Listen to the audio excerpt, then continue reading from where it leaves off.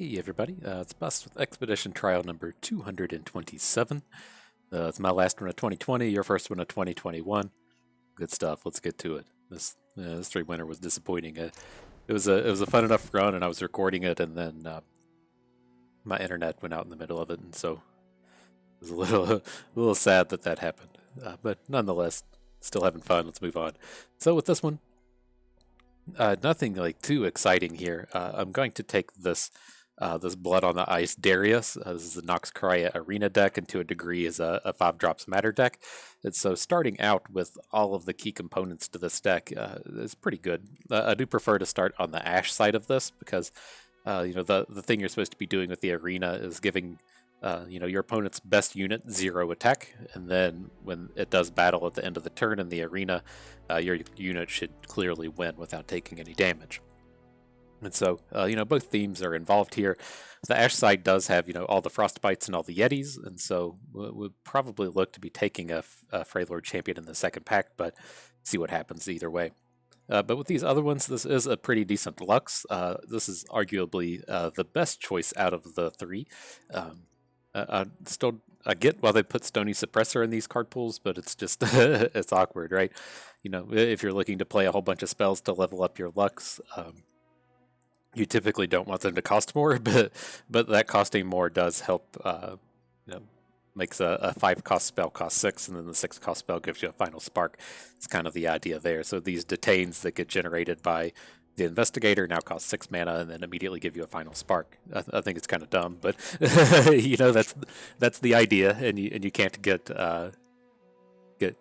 behind it, not being there. So anyways, this is a reasonable start. When it comes to Lux, I don't care what we really pair it with. Everything we want tends to be in Demacia, and then we're really just looking for Remembrance as the big one, and then we're also looking for Succession and Reinforcements. I really like the units as spell, or the spells as units theme when paired up with Lux. Then over here with Victor, this is a pretty piss poor start for Victor. I would not recommend this one. With him, the keys are kind of looking for ballistic bots if you're really going for the augment theme, and without starting with any augments, this is pretty weak. Iterative improvement is kind of like right on the edge of I don't want it in my deck. We're typically okay with playing it, but it's not what we really want to be doing. So we're going to take this Darius. Let me take a moment. I'll get LOR Guardian on so it shows the little ratings on here, and then we'll get this pulled up on the site as well. Okay, if you're not familiar with it, the site is ftpbus.com.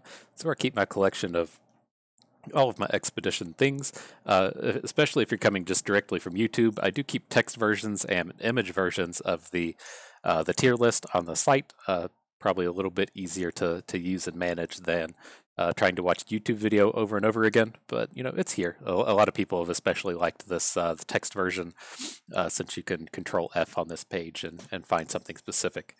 But today we're going to be over here in the Expedition Helpers section. We're going to click on the little drop down, go to Darius, find Blood on the Ice, and this is what lives in this card pool. And so, with this one, it doesn't really feel like a deck. It feels like all of the payoff is over on the Freljord side of this, but it does have some key things to it. It is a big 5 attack matters theme, so we have the Trifarian Assessor and the Reckoning is the payoff, but in general we're really just happy to have Trifarian Glory Seekers, and then maybe draw a card or two off Trifarian Assessor, and then otherwise, there's not a whole lot really going on with this deck.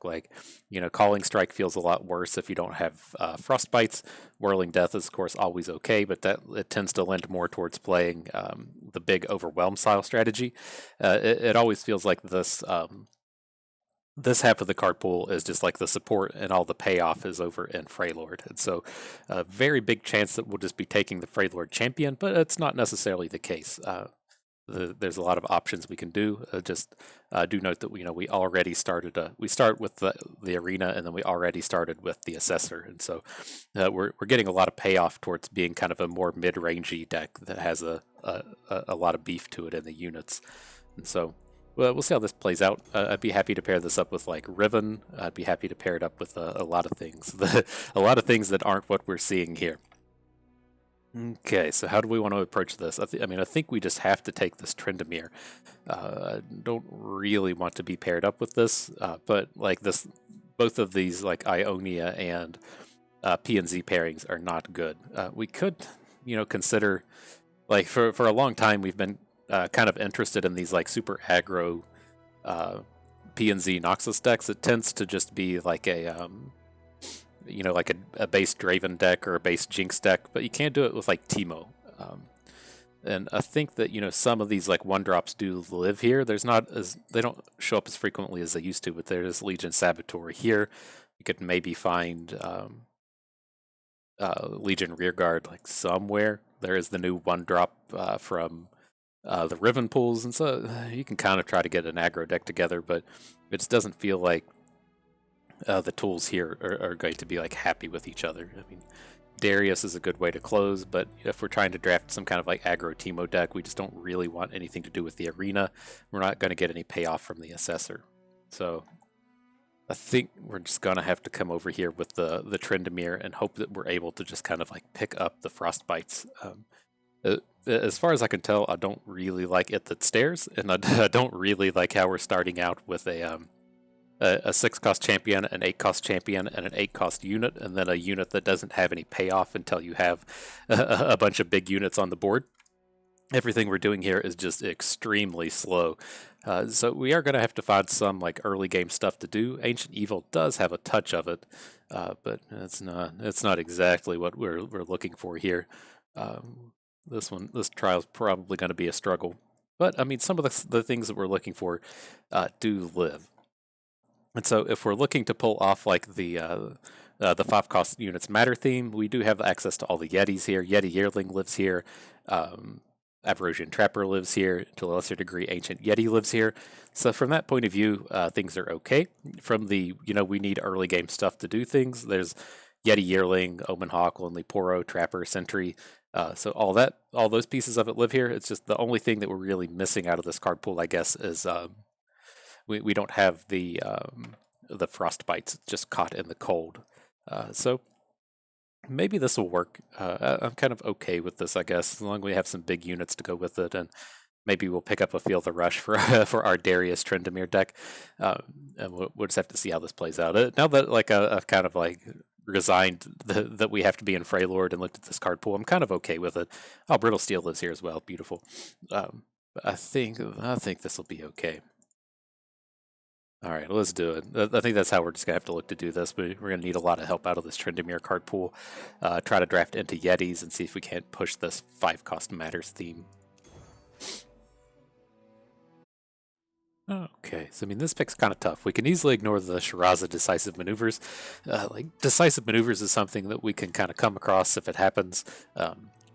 I prefer this to be in more like overwhelming style decks as opposed to kind of like mid-rangey, just beefy dude decks. And so, this thing will happen. We don't care if we have this or an Intimidating Roar or a Reckoning or a Shunpo. They all kind of do the same thing.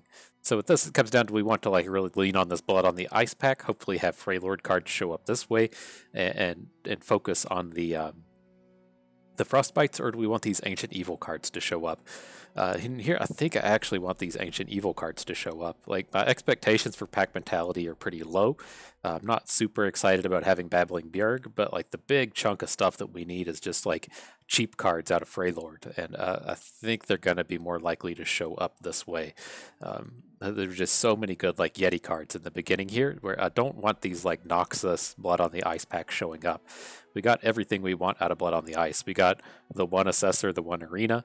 The only other thing we'd really be looking for are the 5/1 Challenger for 2 mana. So I'm gonna take this this pack mentality, even though it doesn't seem super good for what we're trying to pull off here, and it makes our curve kind of a hot mess. But interesting with the Fluffed and Tuft. Because Mighty Poro is always good in these decks. Having a Challenger is not the worst thing, even though 1/1 for 1 isn't that big of a deal. But man, I'm afraid if we take this, these cards are going to keep showing up. But this is clearly the best one. We don't want Shatters. We don't want Alpha Wild Claws. We're going to have enough big dudes without going out of our way to pick these up. Like if this was Harsh Winds, Alpha Wild Claw, okay. If this was like Frostbite Archer, Alpha Wild Claw, maybe. Shattered, no. It's just too bad. So, man. Not too many poros, please. Not too many poros. But okay, this will work. They Who Endure does play pretty well in these kind of decks. This is what you're supposed to be doing with Ancient Evil, is you're going to play all these real early game plays, just stall out the game, have a whole bunch of units die, and then play They Who Endure. We don't really need much of this effect, but I'm okay to have one. And so let's go ahead and go down this way. There's some Yeti things down here. I do still want some Yeti things to show up, but not at that price of having a Tall Tales. Okay, and here's our last chance to take Shadow Isles. Don't want anything to do with it, so we can skip over those. With these, we have to be like real mindful of our curve, and we just don't really want anything more to do with Usgar, and so we can let that one go. If you're Mighty Poro for the North is fine. I'd prefer to have like cheaper combat tricks, and I would really prefer to have Frostbites, but this is the one that plays best to our curve here. Oh man, so much fluff and tuft is going to show up with all of these affectionate poros. If these were lonely poros, I would be super stoked, but the affectionate one is not what we're looking for here. So I think I'm okay with Tarkaz and Caught in the Cold. He's a little expensive, but he can still pull off kind of the same thing as a Trundle in this kind of deck. The one attack isn't the one health thing isn't a huge deal onto our units, and then Caught in the Cold gives us a Frostbite and a way to interact with our opponent's units. So kind of exactly what we're looking for here. Oh man, and what a shitty pile of cards. Wow, we can't take any of these. We can't take these fluffed and tuft cards. We don't have enough poros. Definitely not taking 2 Tall Tales. That's horrible. And so we're stuck with an Aristocrat and a Scorched Earth. Okay. Man, I knew this was going to happen. We took that like one fluffed and tuft pack, and now they just keep showing up nonstop. I don't know what it'll take for the game to realize we don't want these, but I mean, we're taking it here. We're going to take the Lonely with the Poro Herder. All of these other cards are too bad. We certainly don't want a second It that stares. And then if we're just playing this as a 2/3 for 2 mana, then fine. It's not the end of the world. Okay, interesting in the Scar Grounds. We don't have any ways to activate this, so I'm going to let it go. I think with the Scar Grounds, you really have to be picking this up with like a champion pick or like pick 3 or 4. I did have a trial that, I briefly mentioned the Scar Grounds in it because we picked it up going into the final battle with a Braum deck. It was a complete mistake, but I just wanted to kind of, get a feel for what it was like because it's so hard to find these. But I think that was, this is an ultra powerful card, but you need it really early so you can go out of your way to be picking up things like Ember Maiden. But here, this is fine. It's a double Yeti pack. Yeti Yearlings are reasonable early game plays. I do like Ancient Yeti. He's a good Overwhelm that we can typically play for like 3 or 4 mana. So all in all, a reasonable pack. Okay, here I'm happy with this one too. The Yeti Yearling. It still plays to these themes of going big for our They Who Endure. We have a small Yeti sub-theme and the 5 Attack Matters cards, and then more importantly, it gives us an interactive card here. So I think this is okay. Here's what we want, a Lonely Poro and a Trapper. Beautiful. Well, now we see these down here. I think I do want these interactive elements in the Frostbite and the Troll Chant. Troll Chant just, the easiest 2-for-1 in combat that you can find, and then it also doubles up on usefulness with our arena.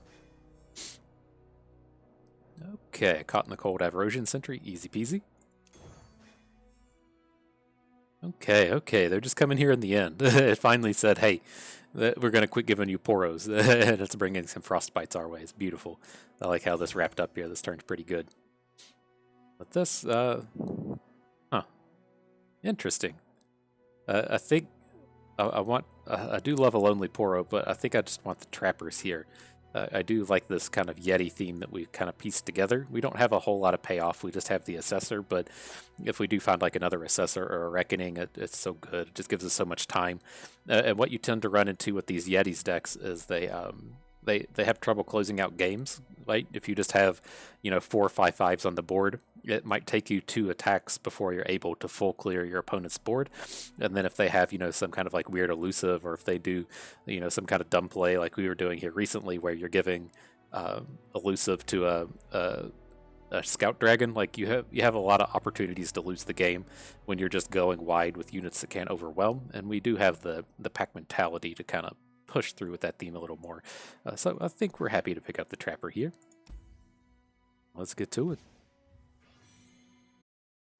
Okay, oh man, almost forgot. We got to go make the premium card. I forget to do this essentially every single time. So we're still working our way through the commons. So let's pick one that we don't have. Has a lot of value in a lot of decks. I can't remember if we've done Troll Chant or not. If we haven't, let's do this. We'll do Averosian Trapper. We're gonna get those shiny Yetis all over our opponents here. I dig it. So where are we at? We need to go to collection. Cards. Yeti. Alright, bro. You shiny now. Cool. Time for battle.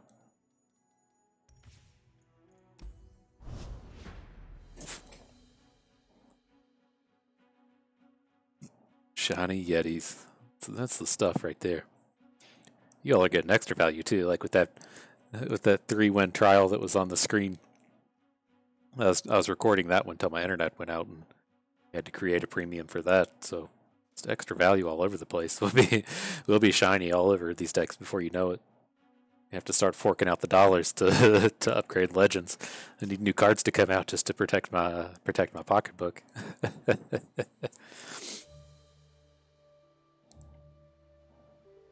That's the struggles I go through. If that's the biggest struggle for 2021, then we got it pretty good.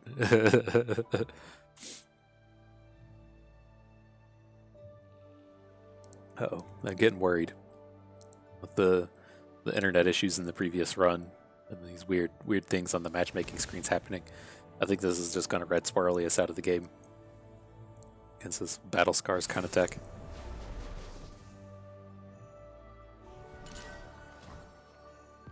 Yep. Too bad. Starting with the arena. I was interested in how that one played out. Does it count as a victory? Don't get too amped up. Alright, let's try that again.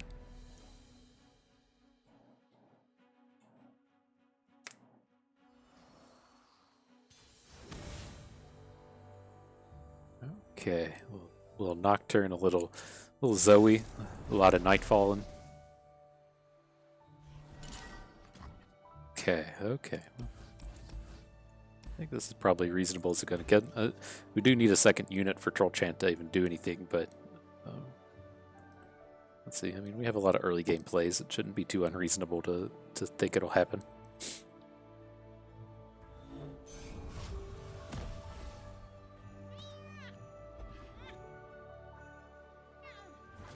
Alright, well, this hand kind of sucks. Let's keep passing into our Mighty Poro. We should be at least playing. We probably play Drago a whole lot better than this guy can, so that at least makes me feel a little good about it.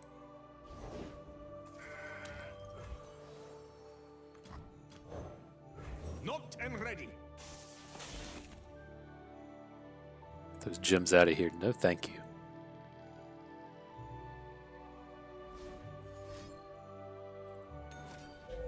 Sure.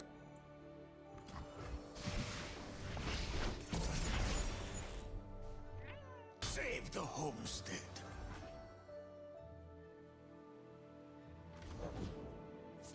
Pesky Spectre, you got it, bruh. Okay. How do we want to go about this? It kind of sucks to spend like the whole turn playing a Mighty Poro and trying to cotton the cold a Mountain Goat.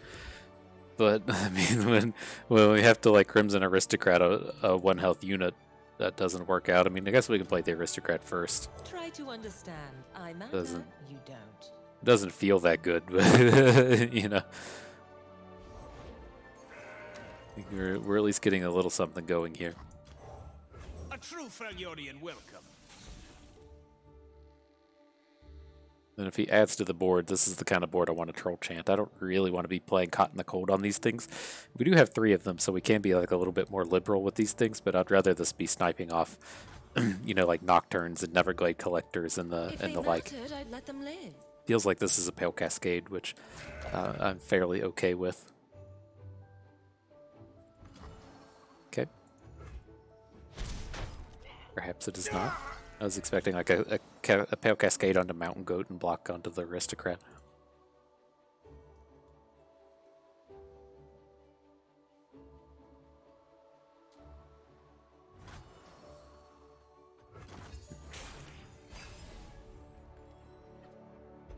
Hell yeah, Affectionate Poro. Just what we needed. It's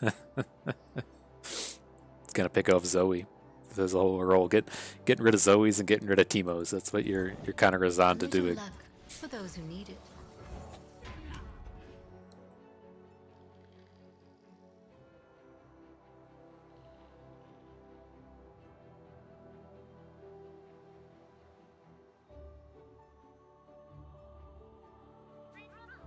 The little kitty going. I feel like they added a new cat emote on here, a new cat little legend, whatever these are called in this game. And I didn't get it, but we're pretty cool with this one. I don't know if the cat itself is Professor Von Yip or if Von Yip is someone else, but we got it. We got the kitty.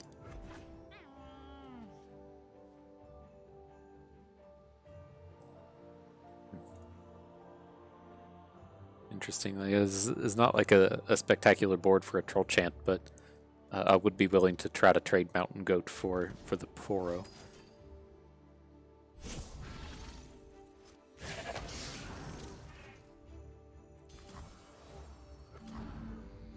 No, we can't block.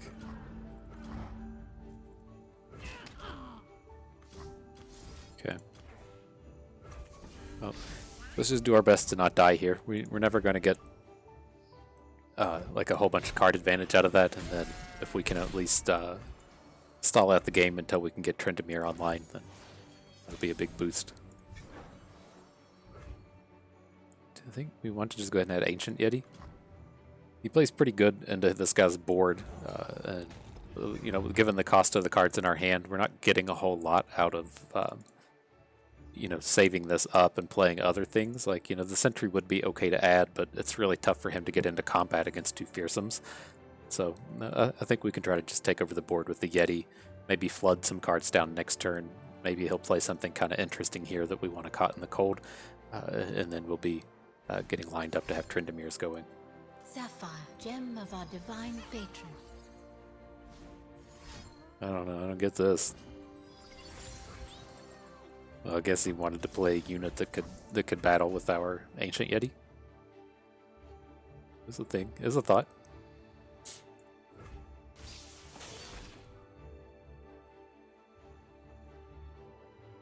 Good for us now. We got a good hook with Mighty Poro on this thing. I bear a message from Oh man. Oh, got him good. Got him good. Affectionate Poro's here. Oh, snap. Just got him at every turn of the corner. Oh man. This dude just sitting here being like, I just got. That's the worst getting you got. And Doom Beast, okay. Oh, perfect. He's tapped out. Don't even have to worry about the Pale Cascades. This is beautiful. I'm out of their league.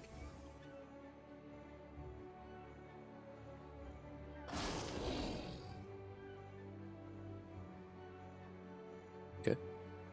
I think if he's trying to be the aggro on us, he would just, like, I understand the block here. I have to imagine he just takes the 2 from this thing. But I think we took away a big chunk of his initiative, and so maybe he's worried about the damage. so dizzy. But this block makes sense, right? If we want to, say, block Mr. Wraith or whatever his next fearsome is with our Ancient Yeti, then it dies in combat now. Okay, we got a Poro for this. These jewels are more than mere trinkets.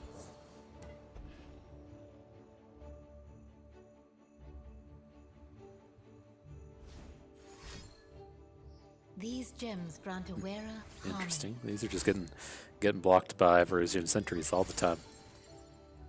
Seems pretty good for us. We're about to overwhelm this board. We can take 2 from this thing. I guess there was an argument to play Poro Herder first if we needed to get the Mighty Poro into combat, but It seems like it's the case. Now, where did that one run off to? Alright, let's just spew it out here. I'll trade out this this aristocrat for Tryndamere. There, I guess we don't even play.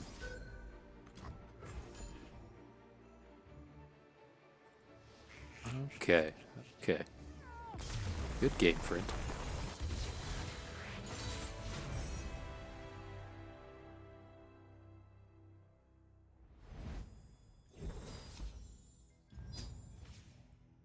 Let's see. I'm kind of inclined to just take like the Darius packs, but that's, you know, not what we have to do. This is a pretty good Tryndamere set here. Just has all the themes that we're trying to pull off. I was really planning on just picking up, you know, like Braum's or Ashes, whatever shows up down here, but this is a pretty good Tryndamere. Nox and Guillotines can be pretty good here, though. You know, we have all these cheapo units and we don't have any real removal spells. I think I'm okay with this. Let's just pick up the Braum.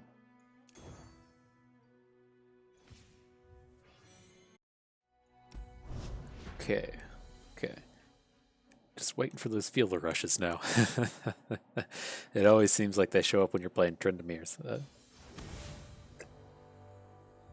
I think they live with Tryndamere and Trundle. It's not like we even need them. It's just pretty cool to just play a card and be like, oops, I'll win. It's just that easy. Thus, I'm okay with getting rid of Scorched Earth. This is something that, you know, we're probably not going to want to spend on any of his early plays. And picking up a Braum is pretty nice. I guess, well, I spoke too soon. I was just thinking of the champions, and when I looked at this, this is going to be a Grand Plaza deck, and so it would have actually been probably... I mean, I don't know. They have one copy.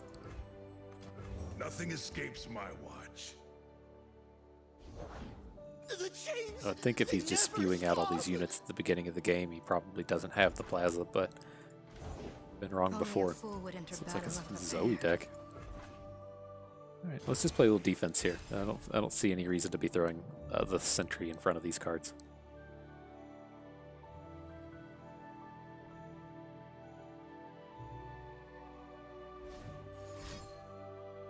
Temperamental as moonlight. And a Thresh.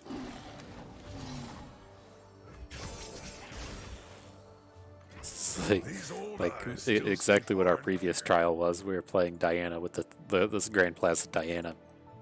We just could not find any of the Shadow Isles Nightfall cards. It was pretty frustrating. Let's go and A-OK. How can Braum help? Oh, there's a big boy. My shield is my... Have you met my shield? But ultimately not too scary. I mean, just block this over and over again. It is easy, so, see? not too worried about the Crocolith. Not a huge fan of this card. Mystical levitation requires concentration.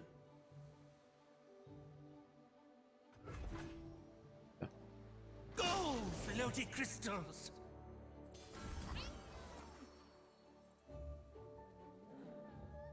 Do we want to just go ahead and get this off the board? I guess that's what this turn actually comes down to.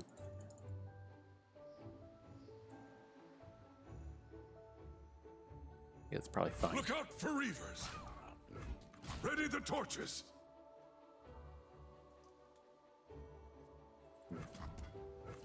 I don't know, I just like that less and less. Let's just draw 2 cards and see where this gets us. Left for a snack? Hang on, we need this thing to die though. Hang on, we can't put Braum in front of me. Okay. Alright, happy now. That would have been bad if we just left Mentor the Stones. Cracked! Light the signal fires! Ooh, Guillotine. Do we just want to go ahead and spew this off? We have a pretty decent open attack. I like it. Especially when he's sitting on 3 gems now. I think we should just go ahead and do this while we have the opportunity. At least on this one. He's going to spend a gem and protect his Doom Beast. But this is fine. What does he want from me? Okay. Okay. Like, that was a bit of oversight.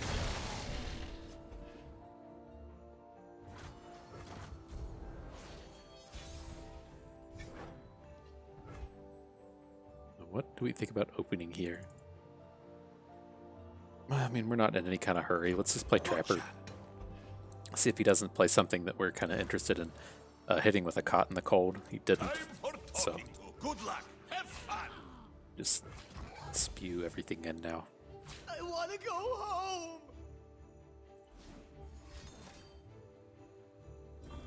Okay.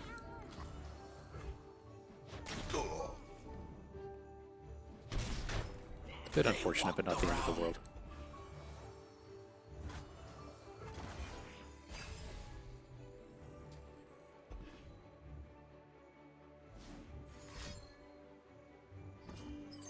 This has to be for a nightfall, right? Okay.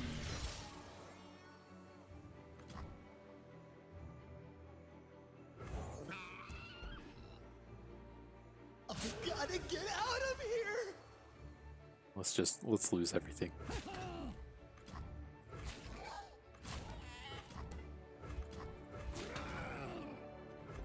We're just going to be like, the way I foresee this going is we're going to get Tryndamere down. We're going to use him to hook an Eclipse Dragon, try to get a kill that way, and then we should have a few turns to, you know, hopefully get some Yetis on board. We just shuffled a big pile of them back into our deck, hopefully draw 2 or 3 cards off the Assessor and have enough value between the flipped Tryndamere and the Assessor to close this game out.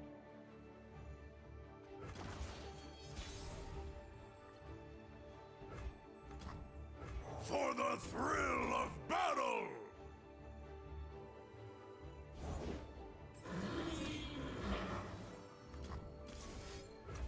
Okay. Be pretty good for us.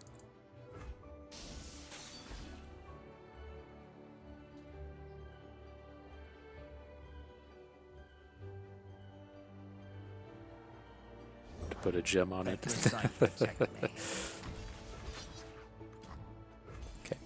Tempted to just try to get rid of this thing, but we have some time. Like whenever I was talking about in the deck building, the issues you run into with these Yetis is, you know, if our opponent puts a whole bunch of these things on board, then it takes us quite a few turns to just punch through everything.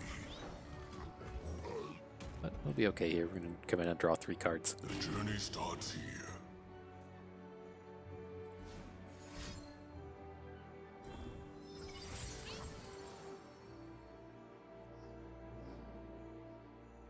Eight. You want to come in and hit this for 11? And then take an 8 hit from Rummel? I like it. You don't stand a chance!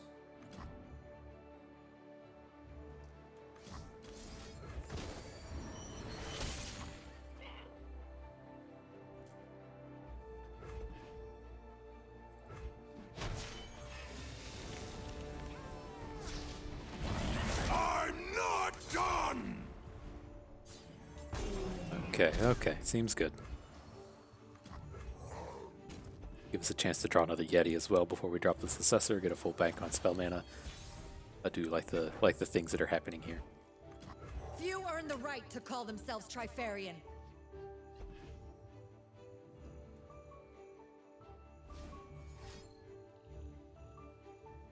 Uh-oh, something's happening. Oh, come on. Brittle steel. Okay. Okay, I guess that's the thing that you have to try to play around on occasion. I don't really like the idea of playing around atrocities, You but bested me.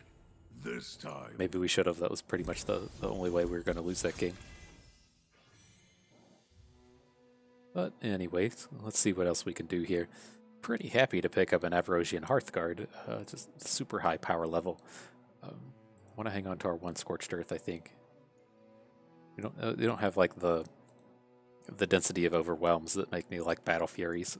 And then I would like a Rhymetusk Shaman, I think, but let's hang on to this Assessor for now. We've kind of really built towards having this thing in our deck. You can see how much potential it had there in that previous game. So let's at least hang on to that. Atrocity. Ugh. What else is there to say? I mean, we could have put I mean, that's probably what... I guess it is really greedy to not put a Yeti in front of that, in front of the Rummel and just take the trade. The greed was certainly with us there, so... Like, how many cards did we really need to draw off of that guy? Like, two was probably good enough. 2, 3, 4. Armed and ready. Okay, this shouldn't be too scary. It seems like he's playing an Ezreal deck, and this is his only Teemo.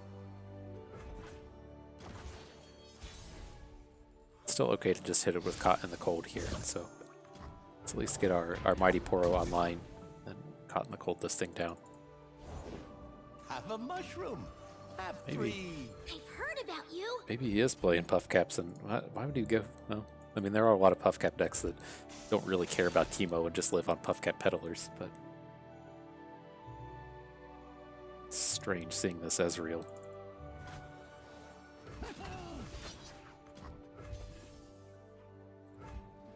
Just trying to help.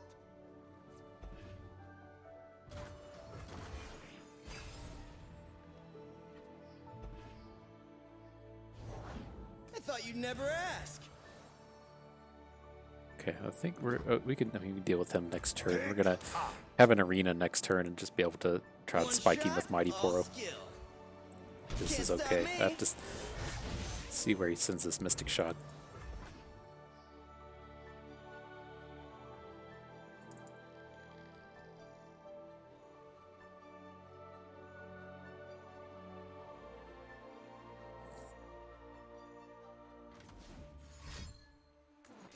Sure. Firing. There they go. So then I guess the question becomes, is like, can we even add the arena here? Pretty easy for this arena to go wrong, but I want to get this Ezreal off the board. Maybe we should have just Frostbitten Ezreal.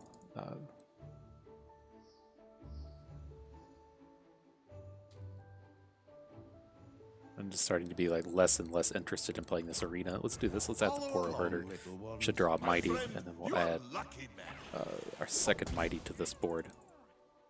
I think that'll be okay. We need to hook Ezreal with Braum so that we don't just lose Braum to a Mystic Shot.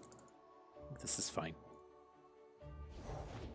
I got ways to find me mushrooms. Oh, this one drank his milk. Exactly 2 mana. Yeah. Oh, okay. Oh, that's a harvest right there.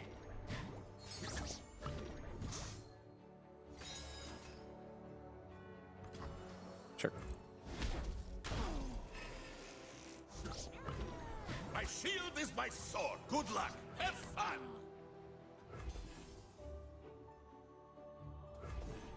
Yeah, 17 Puff Caps.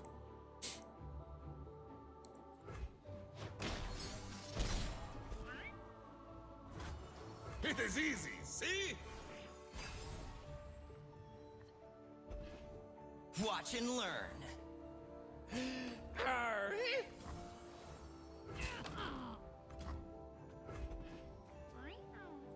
Okay, curious to see where this Mystic Shot goes now. Pretty safely just go ahead and add Yeti Yearling and see what he does. If he goes ahead and spews it off now, then we're kind of safe to play the arena. Things get kind of bad if targeting Braum. Charged.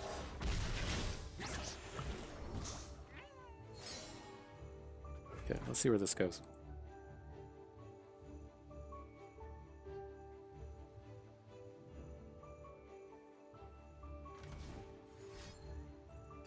Like, yeah, you clearly got something here.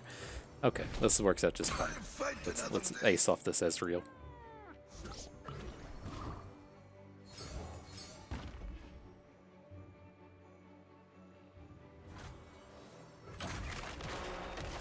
Welcome to the arena, bruh.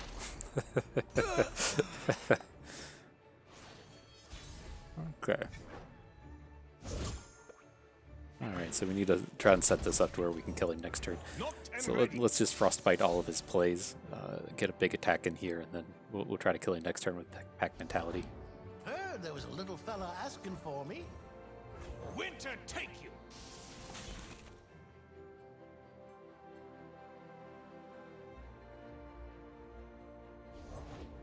You won't believe what Pilties throw away. I can barely keep up. Okay, if he wants to play for the value blocks, I'm pretty okay with it. I assume he's going to put like Peddler here, this thing here, the 4/3 in front of our Overwhelm, and then take the 6. Then post combat, Icevale Archer will shoot down one of these.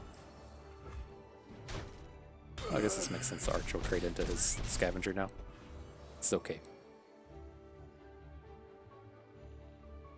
As long as he can't kill us in combat, we're pretty happy with how this is playing out.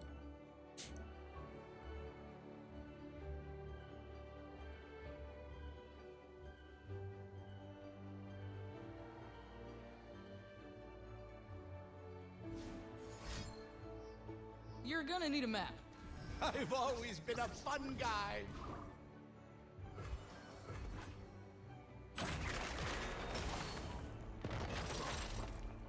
Yeah, it is an elusive one. This is one of these things. I mean, I'm sure that's exactly how he didn't want it to play out. I wish there was a way that you could like hold a button on your keyboard and then play a burst spell and see what things are going to happen. I guess it would be just tough for him to know what was actually going to happen there. But I just wish there was a way that we could know. Noxus. Like wouldn't have been able to see in that instance with the arena, but kind of know how things pan out. Because I thought when all the units were exactly the same, it goes from left to right. So why we didn't actually fight his leftmost unit, I do not know.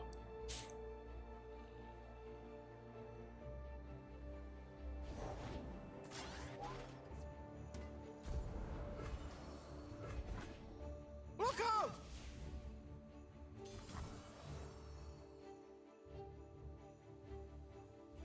I'll protect the villages. Okay, I don't know if he was trying to get us to kill our Darius, or if he wants our Darius to strike a 4 so he can play a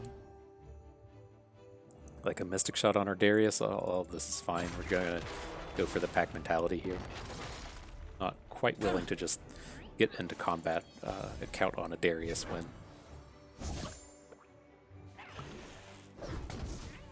so if we do some math, we should have 5 mana at the end of this, right? Yeah. So let's play Tarkaz. So many tinies. Then we'll pack mentality, go for it. Sure. You small or me big?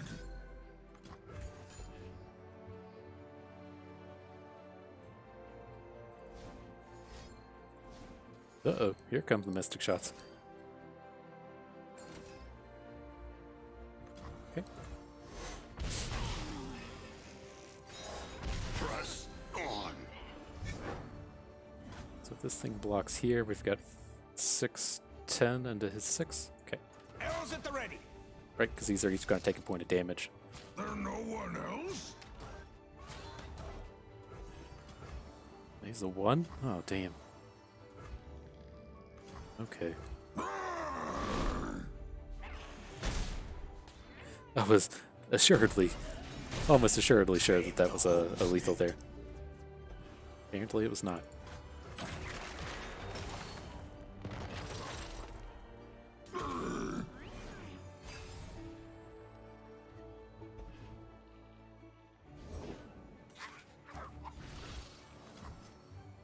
Butcher.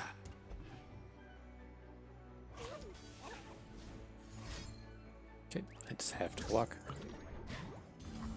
Over there. Surprised he came in on this attack here. Oh, I guess that makes sense.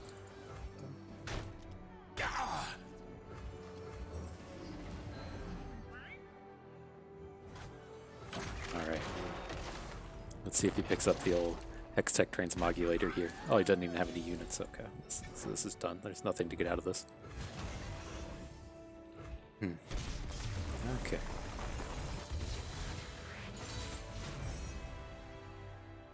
Did it.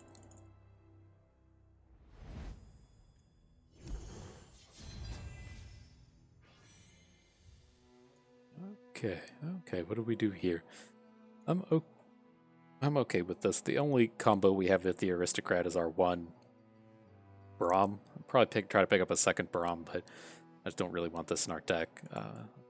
like how much we're stacking on top end, but I think this is okay. Do want to hang on to pack mentality, and then don't want any more Fury of the North, so we already have 2. This is fine. Okay. Let's see how this goes. Let's put some odd drops in.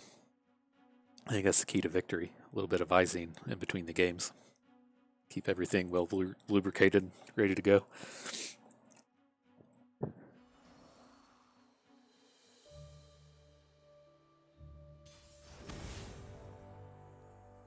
All right. Grand Plaza Diana Part 2. Everybody watched our previous trial, said that bust guy knows what he's talking about, and went for it. I'm going to keep the Scorched Earth this time. There's a lot of opportunity for this to be a do-nothing, but, I think the Grand Plaza probably is powerful enough to warrant keeping these. The chains, they never stop!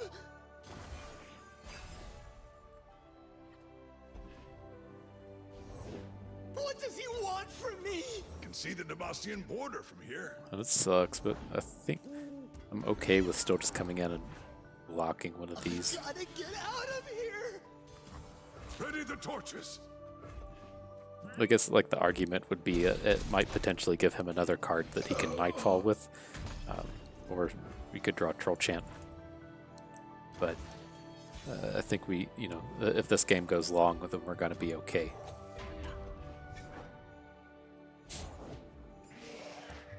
Is that the created one? That's all. That's a little awkward. Oh. Okay.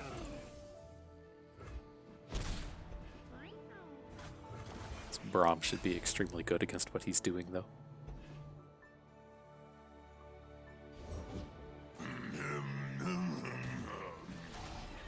Not as good against that. But this is okay. You can put Little Poro in front of it and then hit it with Scorched Earth.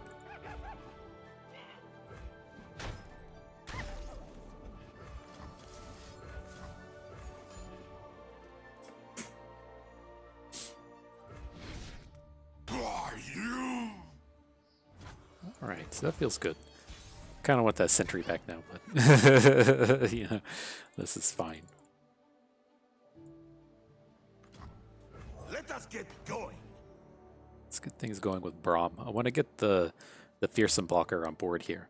So Words move hearts and armies. Let's show our friends the good luck. Have fun. Keep hope alive.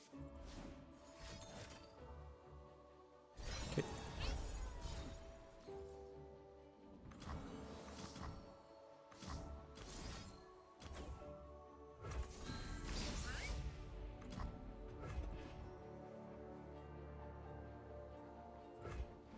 This is okay. We're starting to get our big boys online.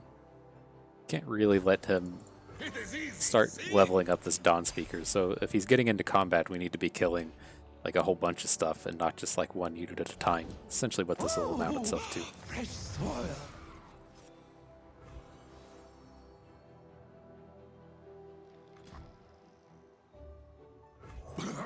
So many tinies. Embrace the night. Okay. Ultimately not too scary. I mean, he's just going to get hooks with these and pass.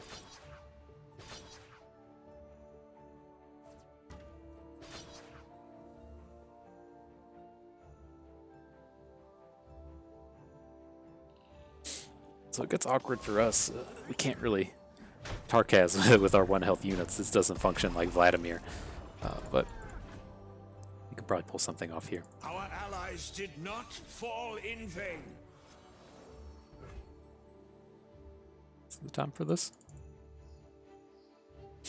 What happens if we pack mentality? The two things I want to get out of it. We want to get Dawn Speakers off the board, and then I want to get him under 10 health so that we can try to kill with Darius. So, I mean, let's see. If we get, that would give us 8, not 10, 11. What is this? 11 plus 8, 19 damage. He only wants to put like this much in front of it, which would be 7. So we should get in for 12. Okay, I'm on board.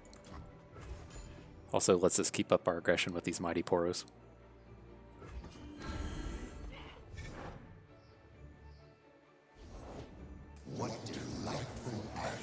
Don't quite care about Thresh. He dies to anything that he wants to block here. My shield is my sword. Ha! This is fun, yes? Guess we should realistically do it like this if he's gonna at least take the unit we know that we're going to kill and put it at the end to try to keep his Thresh from leveling up a little bit. But they're saplings.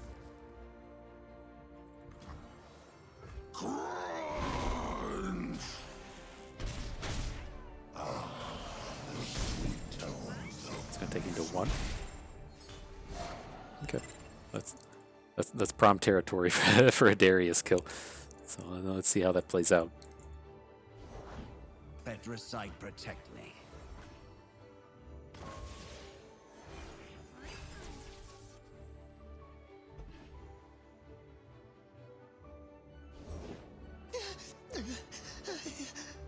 He's never killing us in combat. Let's see if he's going to make some kind of attack first. It's kind of scary if he just sends it back to us. I feel like we're going to get like 1 card played or 1 attack in before we drop our Darius here. Okay. That was a pretty good card. Pretty good card to see played.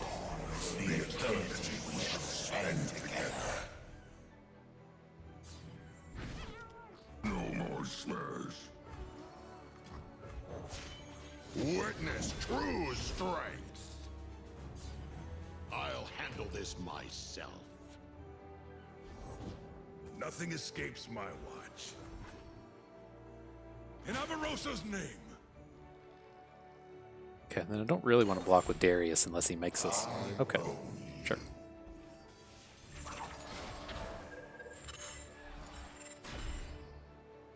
A new moon rises. 3, sure. Just right out of Doom Beast range. So if he has a vengeance, then you know he can win. If he doesn't have a vengeance, then we've probably won. Shall oppose me.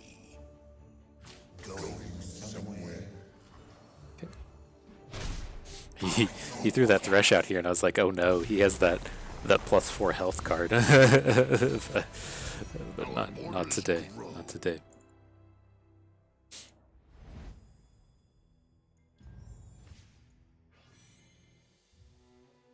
Right, I really just want this other Braum pile, but I guess we have to at least look at the other cards. I don't want anything to do with the stairs. I'm not like opposed, like super strongly to not taking any more Darius or Tryndameres, but I feel like our top end is good enough when we have these. Also have these They Who Endures. So let's take the Braum. See if we can't get a Battle Fury Tryndamere kill.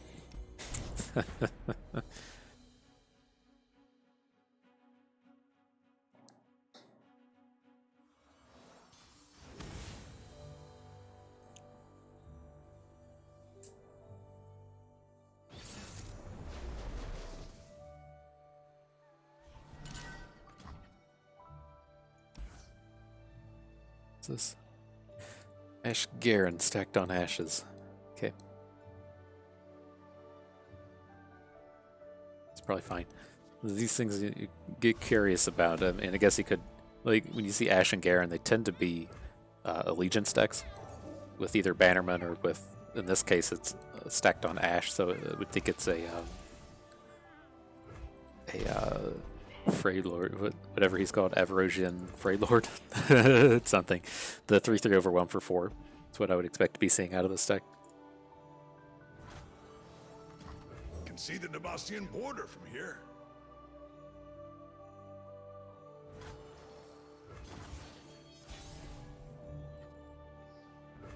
Okay, some units would be cool. I think we drew like all the utility in our deck.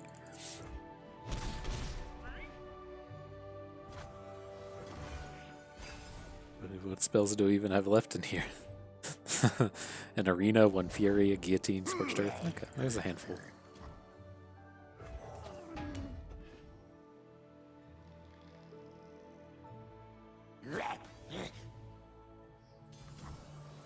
Let's start playing them. I mean, we're just gonna we're in this like pattern to where we're just gonna be like open attacking. It sucks if he has a Frostbite, but otherwise this is pretty okay.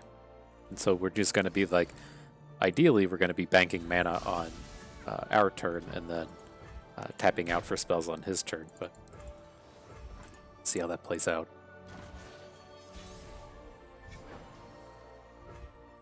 In Avarosa's name.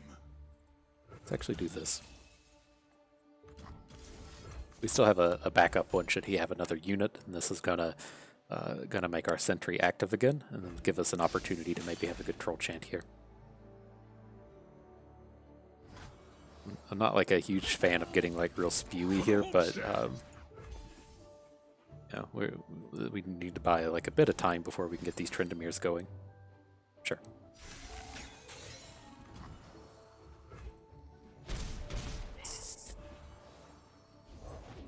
I will unite the Freljord. Okay. Swiftly now.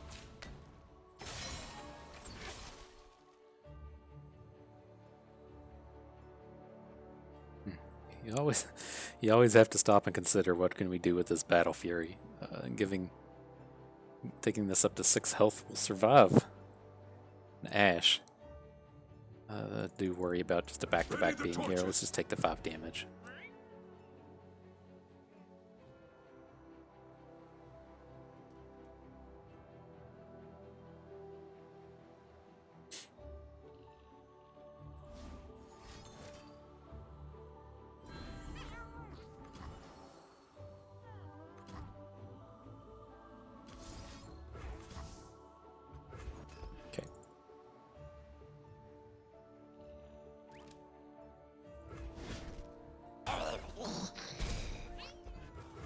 So we can drop the Battle Fury next turn. You can just do it all.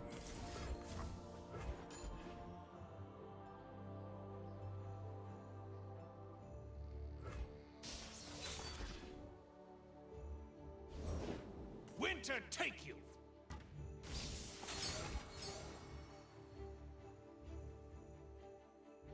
So how wrong can this go? Like, it doesn't seem like he... Well, if he had back-to-back in the previous turn, he probably would have done something with it, but... I think this is reasonable. In Avarosa's name. Probably should have put that on our Mighty Poro. But I feel like he's got something to win this combat here. Detain, that does something. Slightly unfortunate there.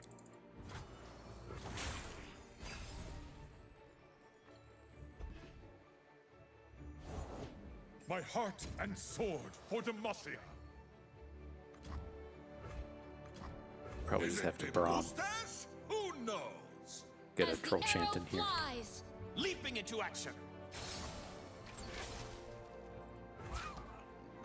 Stand behind Braum. We probably have to put the full thing on him. It seems like he's got another combat trick, so I don't want to get like greedy and prevent 2 damage from this Garen and then kill our Braum with a combat trick on Ash. Anything we can do about that one? At least we get the Poro out of this. This one's looking pretty bad. Pretty bad indeed. Save the homestead. Not quite sure how we're going to get out of this one.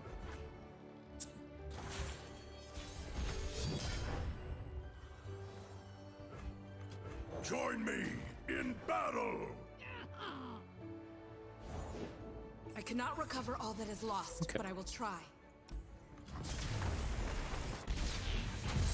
He just had everything at every corner of that Next game. time I'll Was, use my good sword. yeah, I do admit that we played the Battle Fury on the wrong unit, but every time we had a play, he had an answer, and that kind of is what it is. So, okay, so as far as this one goes, I do think the Omen Hawk is an upgrade over the Yeti Yearling. Our only 5 attack matters combo is the 1 Trifarian Assessor, so we don't have to go like real overboard with these Yeti Yearlings. We still have a handful of 1 Avarosian Trapper, which is fine. pretty okay with that. Omen Hawk will help us get the 5 attack units.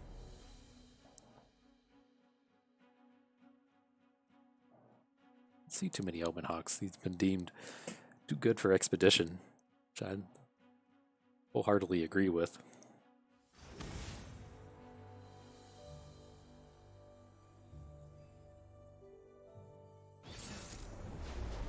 Okay, the Relentless Shyvana.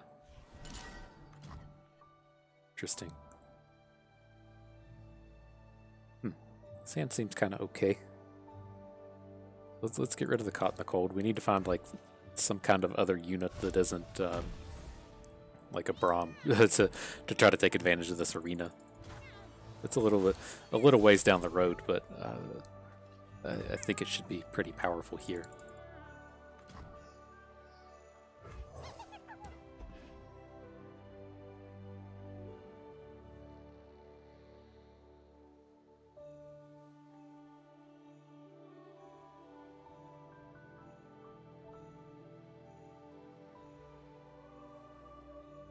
Nope. I have a dragon thing? Okay. There are cards that they ever want to play here that the Poro shuts down? Not sure what that would be.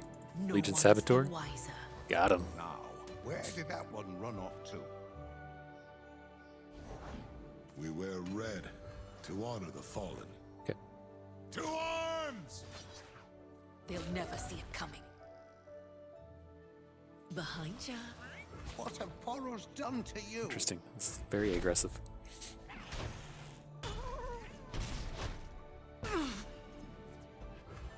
Alright, let's get this Braum online.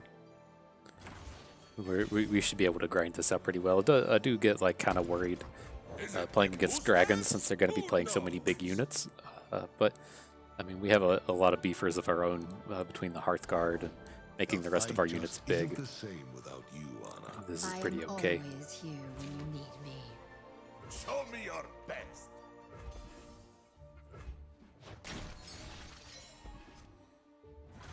It is easy, see?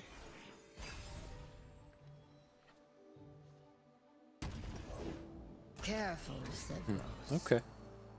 Oh no, he has that stupid card in play. Oh no. Okay. He doesn't have real good hooks with this anyways. Prepare for battle. Suffer my fury. Okay. The Battle Fury plays will have to wait a moment. We're totally just gonna Battle Fury into the Shyvana. Right, there's not... What punishes are there for that? Concerted Strike's the only one?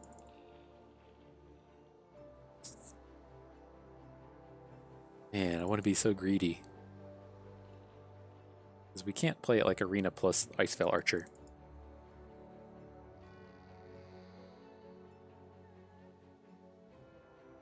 I mean, are we okay with this? If we just play Arena, our Hearthguard strikes down as Suppressor.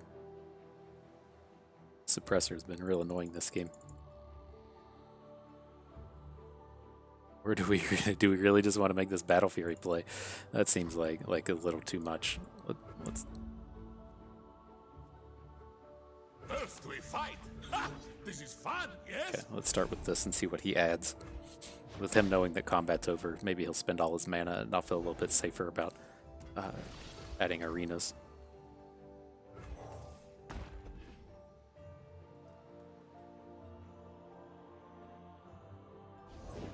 Explosives primed. The world awaits! Forward!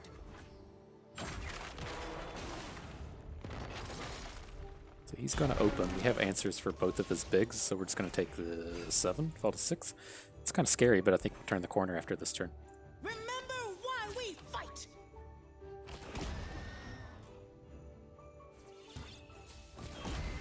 Show them the might of Noxus!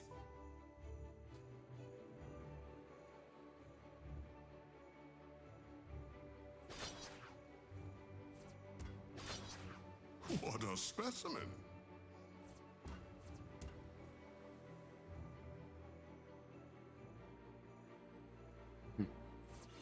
Oh man, gotta redo it all. Do they need our help? They might need our help. All other units, that's not very good here. The 2 damage to things, that's what I was looking at. Is it a dragon? Okay, so we still want to keep our Battle Fury active. With 10 mana, we only get to add 1 more unit, so, I mean... we need to hit his Challenger. A true Freljordian welcome. Now we can still Battle Fury these other things.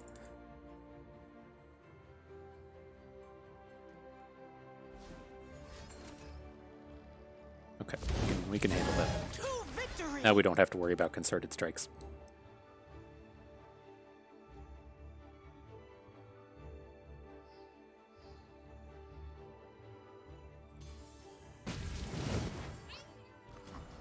This is our homeland!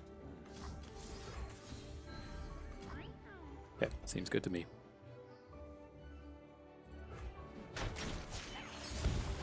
There are none like me. So Braum's gonna get this kill, then he's gonna kill his other challenger. It's not gonna flip though, but we're gonna have this monster Braum next turn. Yeah, this seems pretty good to me. Pretty good. More on the good side than the not good side.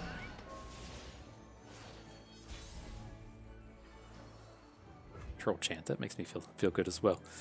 Everything's making us feel good today. So if we want to keep 7 mana banked up, how do we want to approach this? She's going to deal 6 to Braum. He's going to have 3 health left over to strike down a 1. This is okay. I don't think we need to play this too fast here.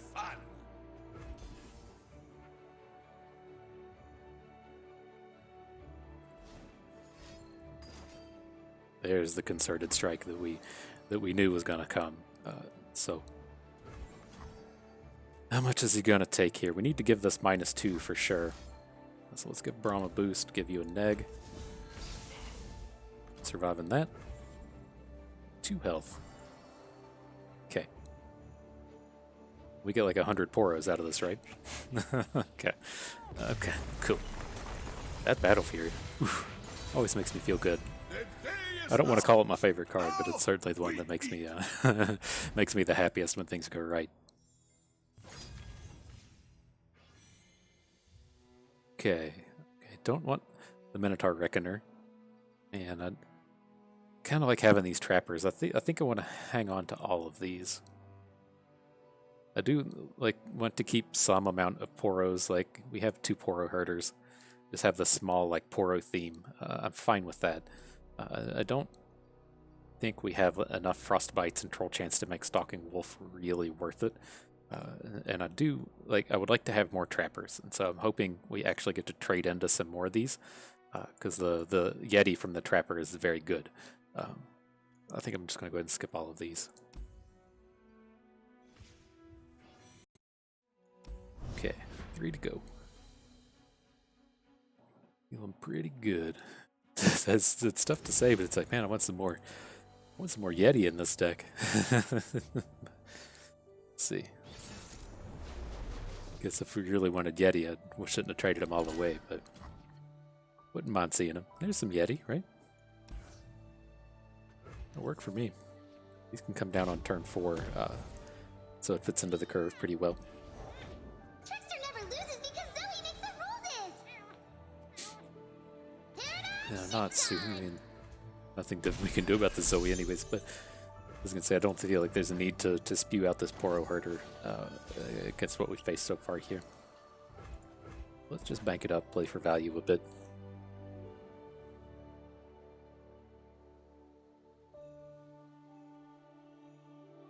See if he's going to drop that Ballistic Bot on us.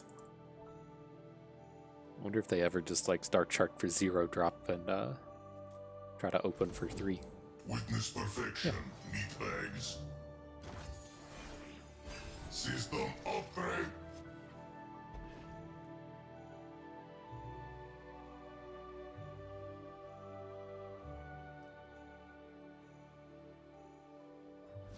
Safety disengaged.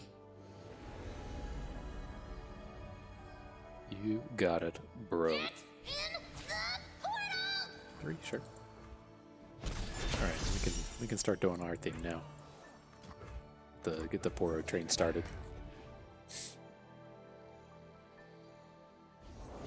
Join the hunters, they said. System I'm upgrade. surprised he added that thing. Okay, How so we can can just spend Braum everything here. We probably have to go ahead and try to pop this Zoe. This is probably our only opportunity to get rid of her. Can you improve perfection? And then, I mean, if things go wrong with this ballistic bot, then we can just brutal steal it down. I think this is all fine. Portal me something. I do worry about this Zoe. She's going to be at like 4? 3, 4? Safety disengaged. Oh, shit. There goes the caught in the cold plan. My shield is my sword. Good luck. Have We fun. just have to be okay otherwise. This is ultimately pretty scary when they just drop an elusive and kill you with all the elusives. That's the standard plan with Zoe. I mean, I guess as it goes, we could have like brittle steeled her, then caught it in the colded her. Maybe we'll look to do that next turn. It feels just a little bit spewy here. He's definitely going to have like one card from Ignition. I don't think he's played an Ignition yet. System upgrade. He's picked up a Rune Forge. The future is made of metal. Like starry metal, bubble metal, pink metal, sparkly metal. I have to assume that he's going to play Ignition here, and then we'll have a good Icevale Archer, and then we can try to get some plays going next turn. Well, we should probably save the Icevale Archer to... Well, it doesn't count for Spell Shield, right?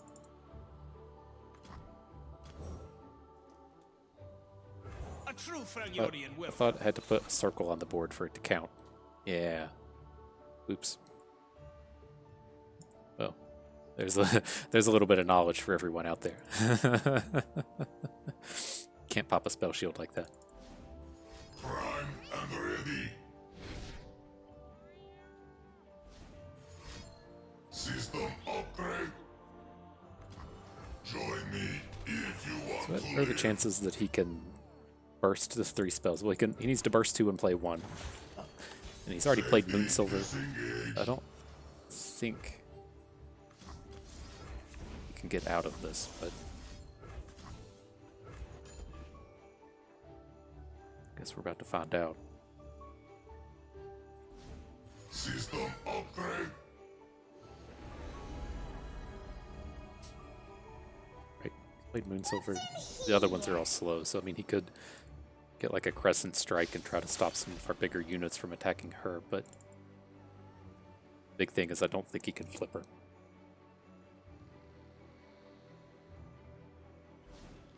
Can you improve perfection? Maybe he can, if he's giving her +2 attack. He just needs one more spell, like a fast spell. Yes, yeah, she's gonna flip. He just needs like a Mystic Shot to get her to flip. Damn.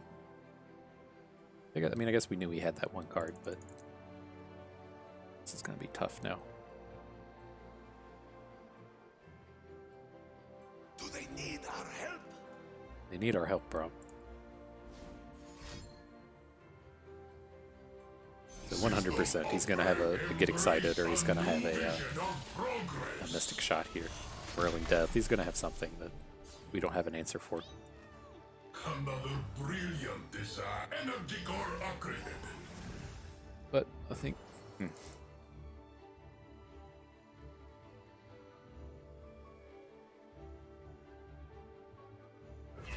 I think we have a lot of choice in the matter otherwise.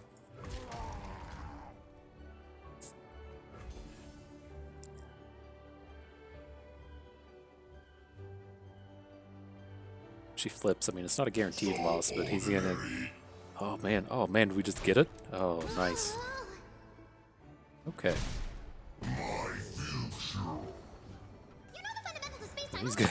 He's got a long way to go with that now. You have my attention, shining child. Things trapped in the ice. Follow along, little ones. My friend, you are lucky, man. Genius in action. We're not completely out of the woods, but we at least don't have to worry about whatever elusive or whatever he's going to drop with Zoe would bring to the table. This has elusive though, right? That's kind of scary. 10? Are we just dead anyways? Victor gets like scout. It's a problem. Alright, well. That's a problem for next turn. Ingenious. Analyzing approach.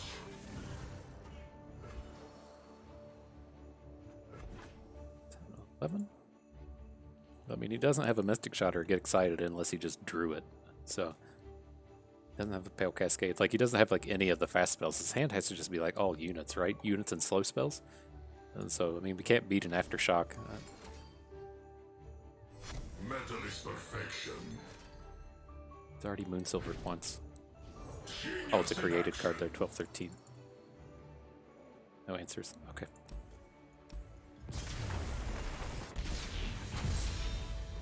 Well, Next time, we maybe will do better. that I didn't notice what he had on the Victor. I honestly thought it was Spell Shield, but maybe we should have gone after him as opposed to the Zoe. Looking back on it, if I'd have realized he had elusive, maybe we would have, because it's like, you know, you have to at least make him have the elusive or the card that beats you from the Zoe. But you know that the Victor is there. Yeah, that's my fault. I should have paid a little bit more attention. But anyways, back to this. What are we down to as far as Assessor able units that we can get value from? We have one way to make Yetis, and then Hearthguard is 2, Tarkaz is 3, Darius kind of counts as 4, 5. These don't count. These 8 drops don't really count. I'm just going to trade out the Assessor for the removal spell. That's where we're like really hurting anyways here. All we have are the 3 Caught in the Colds, when Nox and Guillotine, and that's the extent. We have some combat tricks, but if we want to say, hey, let's interact with the Zoe in combat, or direct a removal spell at Victor, we couldn't have done it with Whirling Death that game anyways. But you gotta have some removal, and the removal is not good in Freljord Noxus, so can't take what we can get. Okay, Zoe Victor Part 2. I think I'm okay to just hang on to Braum here. He's not like super good, but it's kind of what gets things rolling.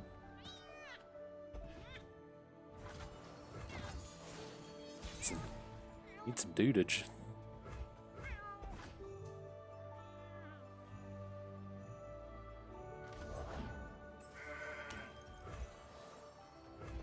Okay. Oh man, this is not the way it should go. We need something. Okay, we got a something. I've got the worst Braum target in the. Is this the worst Braum target in the game? It's pretty close. Pretty close.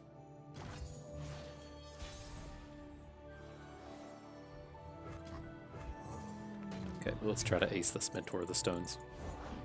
Braum is on the job. Okay, I think we can deal with Braum.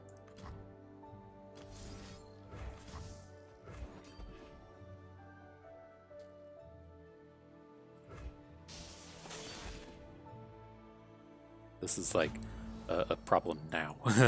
So, at least with this Braum, we have Nox and Guillotine if that's what it comes to. We have a Fury of the North if we need to do it in combat. Is this Elixir of Iron? Okay, you got your pull.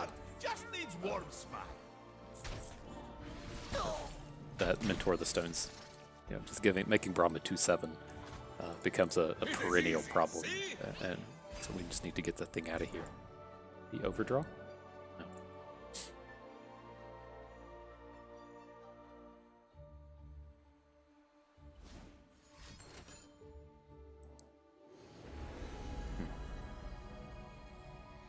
Okay, so I mean, then kind of the interesting thing of this turn is we can double Guillotine, if that's what this turn comes down to. Spell Shield on Braum.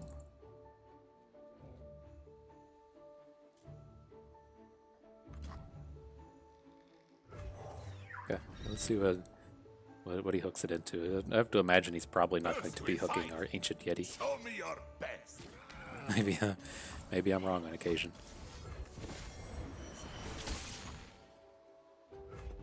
Gonna have another elixir to get out of this. Nope.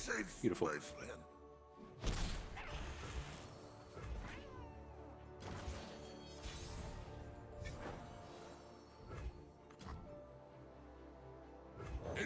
Mustache? It's the Who mustache, knows? Braum. It's definitely the mustache.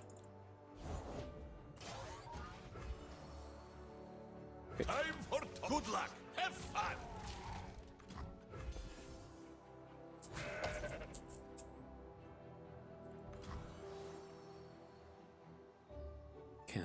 Can't care about him getting more gems, right? He's already got 4.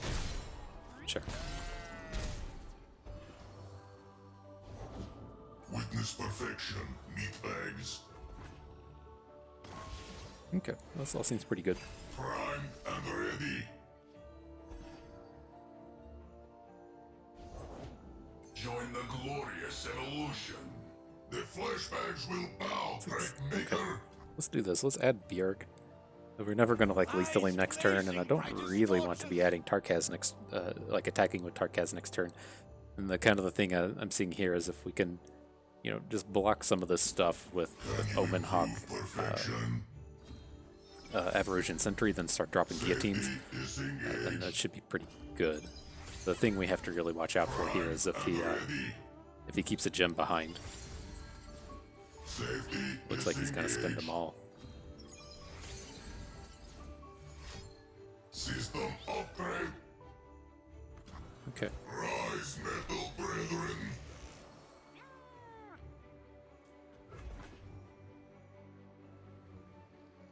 This attack just seems ill-advised. I was going to say I can't imagine he comes in here.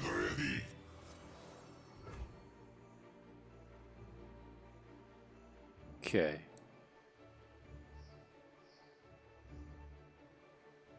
So we don't have good Braums.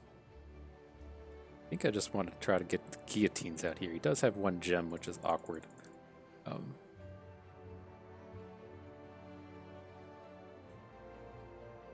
think we just need to get damage on this stuff, and then if he blocks with these, we can kill him with the stairs. If he blocks with the Victor, I think I like this. For the homestead.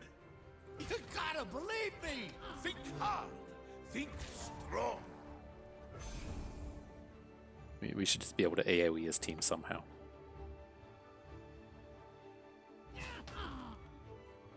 Pitiful. Obsolete.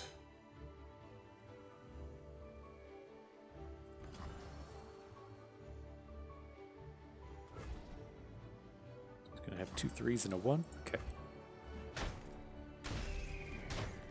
Light the signal fires.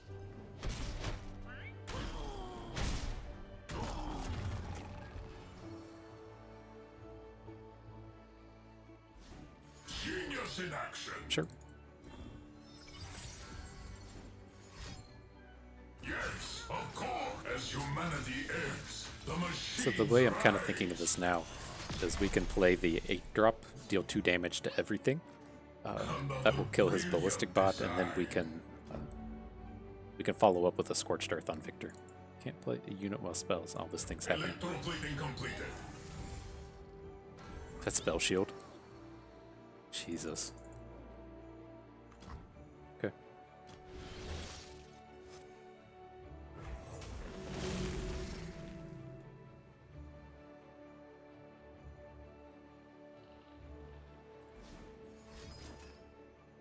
Okay. And then we'll just go ahead and ace this assembly bot. Well, we have the 3 spell mana banked up. We probably don't have to do that.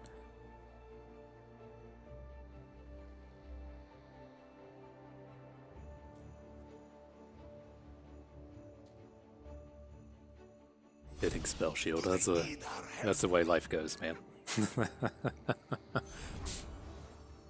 Okay.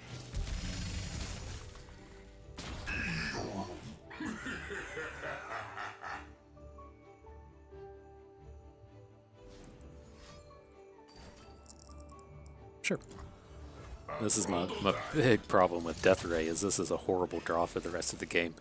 So if he's like picking up Death Rays, we're just not going to have any cards that it's ever relevant against. Like, he might be able to spike down a damaged Braum or something that we don't care about, but it's pretty tough for him to punch this in. The big thing we have to worry about here is if he's able to like elusive up Victor like in that previous game. Genius. So it's either a Zoe or a Braum. Zoe. Just your mind crumbling under what it doesn't understand, silly! Impossible. Years of empirical Okay. evidence. Genius in action. The big thing that worries me here is we don't really have a way to close this out next turn. I guess we can now that we picked up Darius, but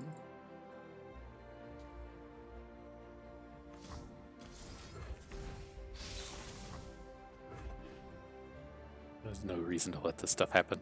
Don't want him to get a star chart and then pick up one of those excuse me, what are they called? The like stun cards, because I'm planning on playing Darius next turn. Electroplating completed. Fury, okay. You are not yet complete. Sure, but I'm gonna stay a little me, right? Eclipse Dragon, alright, that all feels pretty good. Their big worries are stuns. Hit a charger, beautiful. I think we just win this now.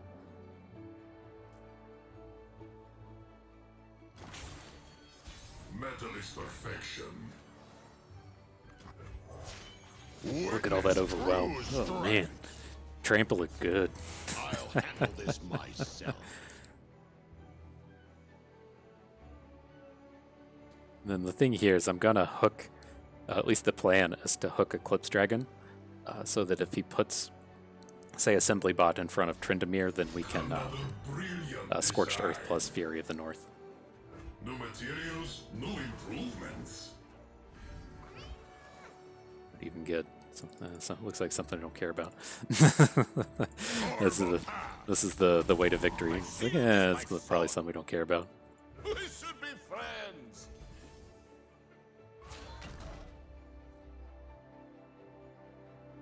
Obsolete.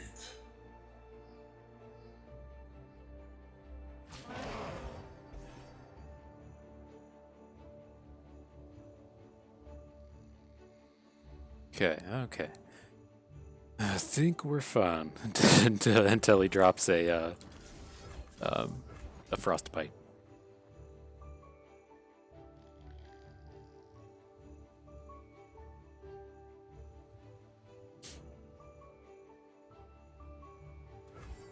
Takes it to neg 4.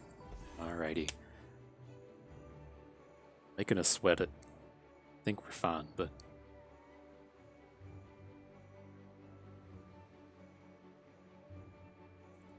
got him. Cool.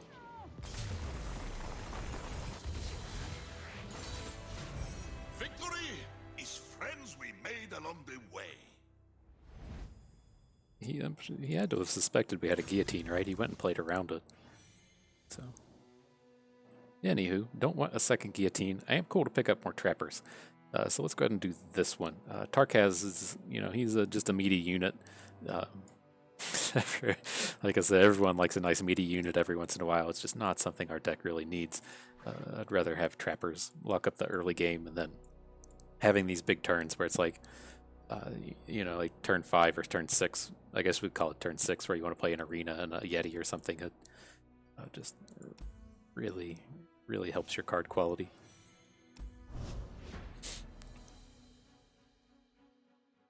If we were in like the full Battle Scars deck, that's where you want your Tarkazes, when you have all the Vladimir cards and you have the trolls. He was fine here. I mean, it does work, but he does, kind of arena battlecasters for all of your overwhelm units. Okay. The Braum and Trundle.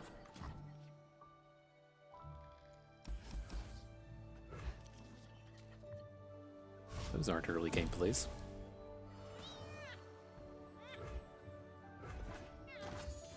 That's the only place we're hurting. Our curve can be kind of awkward here. I feel like in large part some of these are just bad draws. I think our curve's a lot better than it's the previous 2 games have made it seem.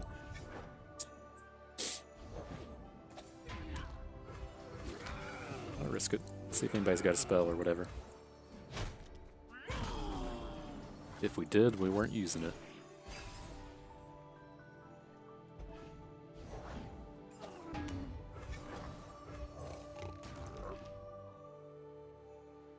My unit is bigger than yours. Let's have the measuring contest, boys. for one Freljord.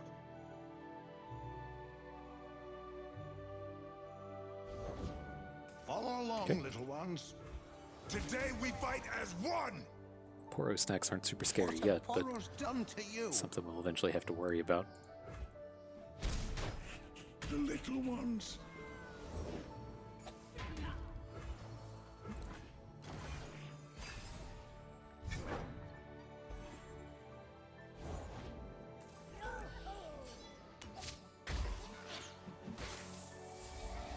How big are you? Like 10-10 over well?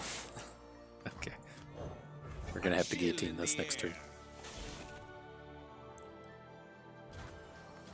Patience.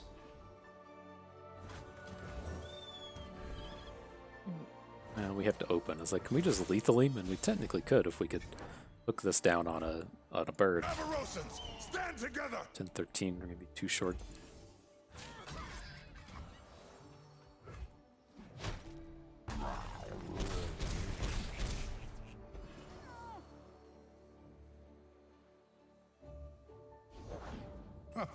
Oh, fluff everywhere. It can't be. Can't be. Oh, we'll find you some friends.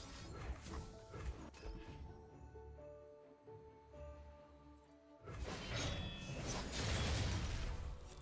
forget what this does. Brings him back to 4-4. Yeah. Okay.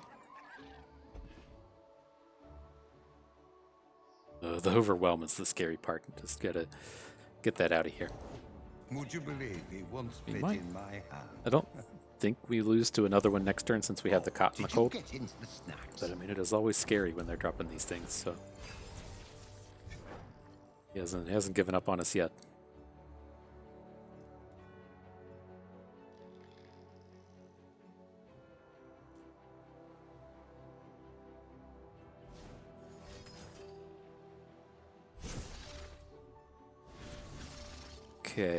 Okay, and now the thing that starts to worry me is What have I told you? Stay out of there. like we don't have any overwhelms to deal with what's on his board. So like we have the choices here with at the stairs. I don't want to just pass because there is a world where he just doesn't attack with this Daring Poro. To get us to skip with all of our mana. So I think I'm okay with this. We're going to lose our Icevale Archer, our Omen Hawk. He's going to lose his 3 Poros. This is okay. Or would we rather just add the Arena? I don't like adding the Arena. Just going to pop one of these 1/1s.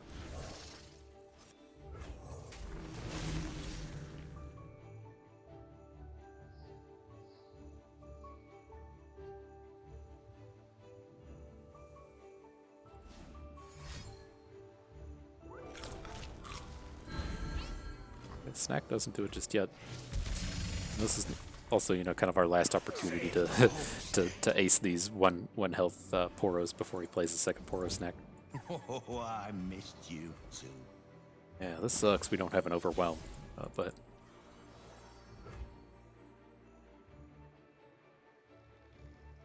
Hot on the trail. let's get him in here. He's going to get some good blocks, but he can't take down our Ithid stairs, and we're going to full clear his board and then be able to add another unit plus Noxkraya Arena.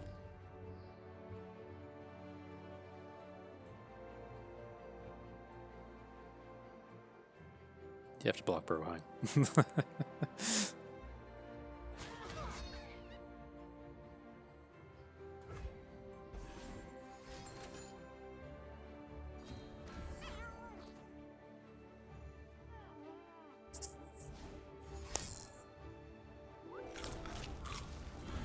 Okay, so do we consider this worth a whirling death? Probably. We have real problems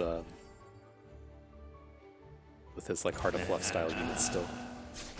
You know, it is quite possible for him to just drop a 20 attack elusive or like a 30 attack overwhelm if we don't keep his board in check. So now with these, we have to worry about our big unit striking this. Let's start with the Arena. in case we need to caught in the cold zone. I guess we're never going to have to caught in the cold anything. He's out of mana. Will no one listen? Poor man's gone This little mad. ace is overwhelmed. Hopefully this is enough between the Darius and the caught in the cold and all this.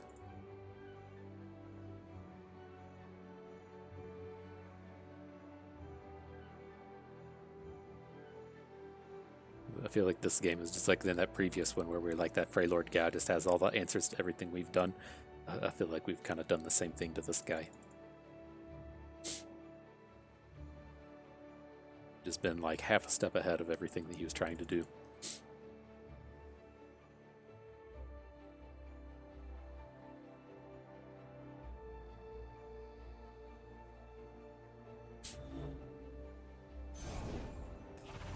Right, that's nowhere near lethal, right? Just 12-12. Is it the mustache? Who knows? Can't imagine he gets out of this with 3 mana. He's going to need like double harsh winds to not die next turn.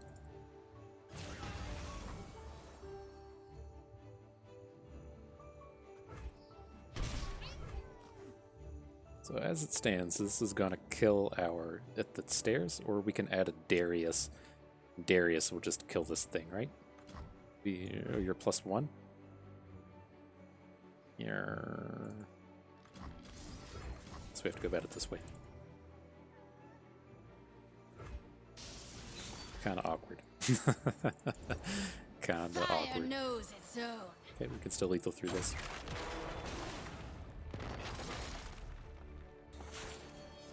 Burn!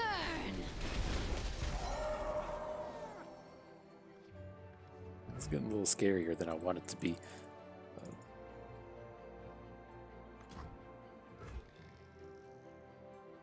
I'm I think through I'm okay waiting. with this. Time for talk. Good luck. Have fun. Harsh winds? Get the harsh winds for us. This one's just never going to end. Okay. Alrighty. Good game, friend.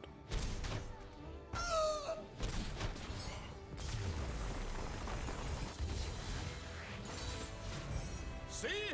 Trust Braum. Okay, I trust you, Braum. Let's get ready for this final battle. Alright, so here, don't want Poro cards.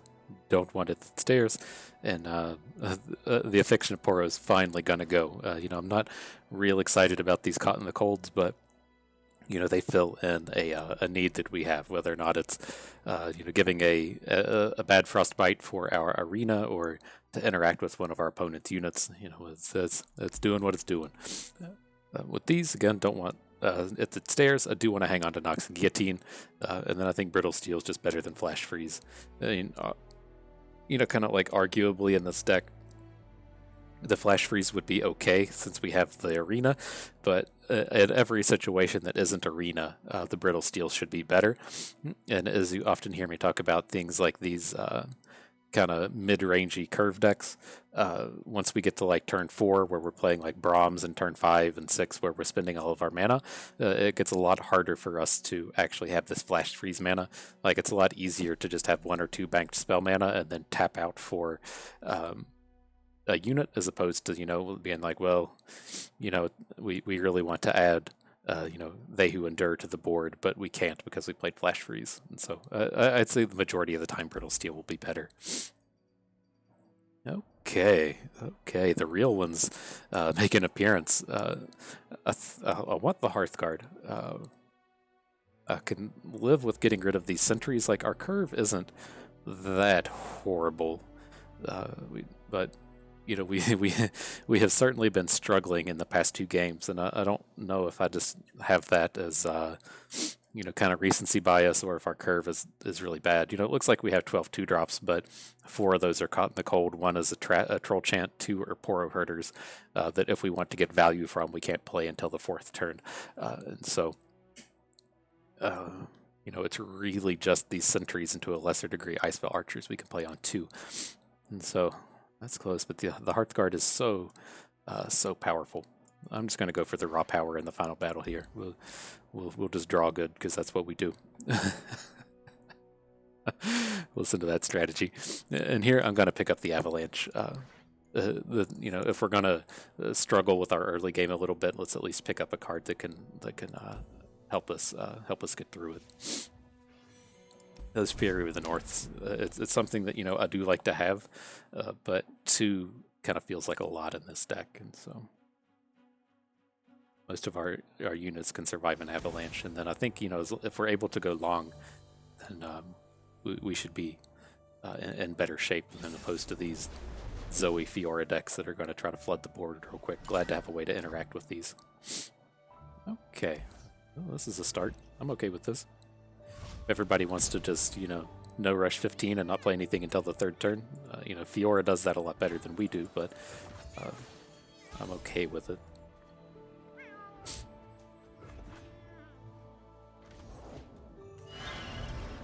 That seems good for us if he's playing Fiora and not banking up to 3 spell mana.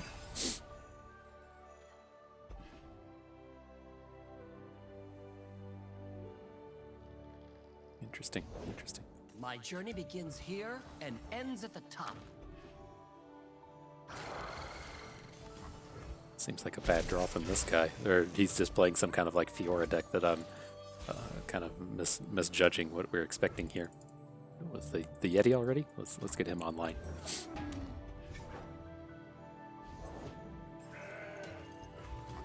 It can't be.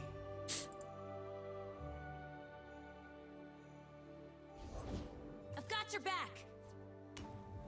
Okay, that sucks. Hot on the trail. Can have a free trade on our Mighty No Poro. closer. I'm fine with that. Let's just keep this board whittled down.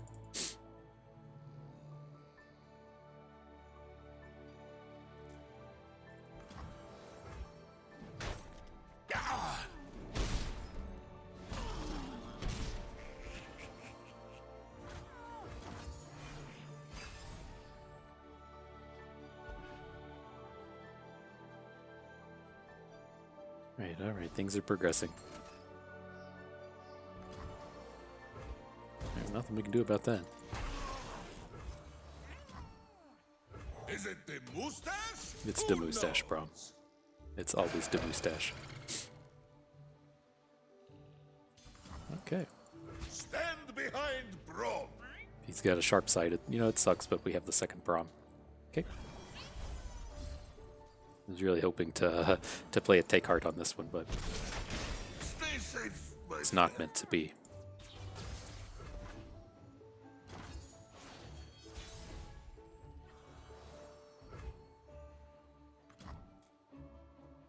How can Braum help?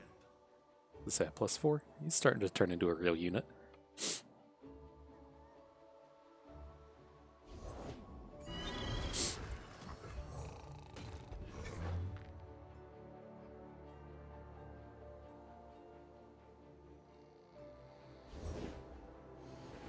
Okay. I thought we were going to run into another Pale Cascade, but doesn't seem to be the case here. No 1-mana combat tricks to super worry about. So weird. This is not anywhere near what I expected to see out of a Fiora deck. Maybe he's just like 2 Fioras with 2 Zoes or something. First we fight. It's been strange. This is fun, yes?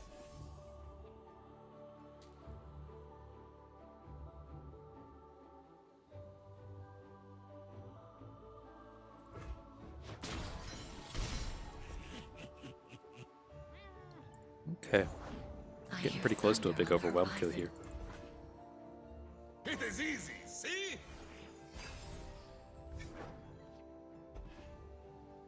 You be a 5/5. That's not quite as big as I was hoping for.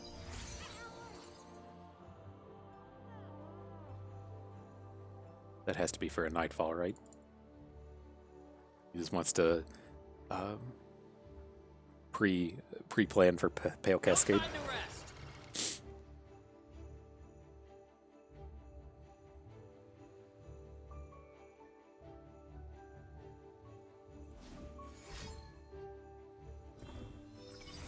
Yeah, this is the most obvious Pale Cascade 2020. So how much damage are we looking to take here? He's going to go up to 13. all to 4, so we have to do some blocking here. So let's alright. Let's accept that we're going to get hit with the Pale Cascade. It'll at least make our They Who Endure a little bit better. Wish we had a way to strengthen up our Braum. He's just... I mean, we can block with him here. I'm just not... We're not going to get any value out of it, and I don't think the health is that important. So...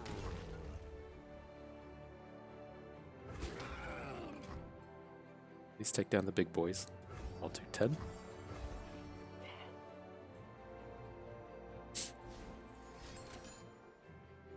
Barrier. Okay. We got bamboozled. He worked those gems on us real good.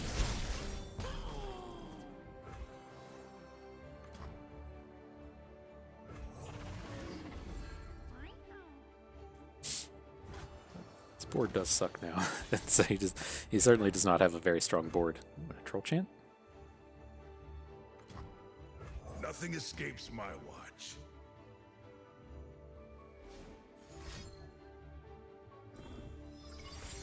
Okay. I think I kind of want to hang on to Icevale Archer. In the event that he has a some kind of play for next turn. I think I actually want to just be taking out these elusives, and so it's not the most exciting play 2020 to take down Sparkleflies, but I think that's who we need to be targeting here.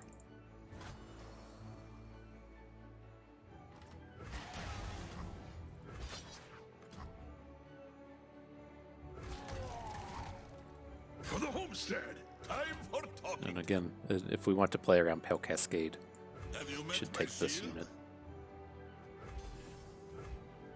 This feels like a spot where we should probably get a pretty good Troll Chant.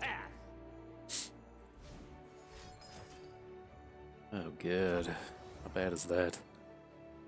Judgment was certainly not on my radar.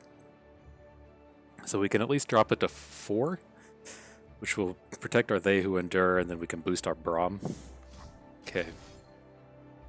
Boost Braum, you neg.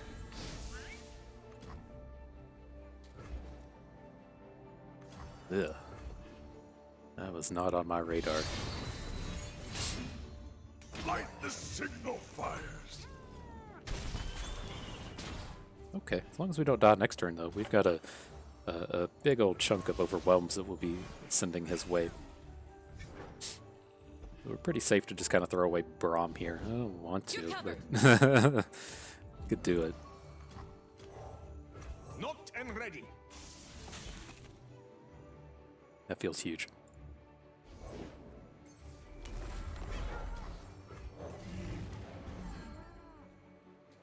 My steel is yours. Alright, I think we're okay at this point. The most he should be able to get us with a combat trick is 2. And then we've got 14 Overwhelm into 5 health. So we should technically be lethal. I guess he can gain a health off Sparklefly. Do they need our help? We can also flip Braum here.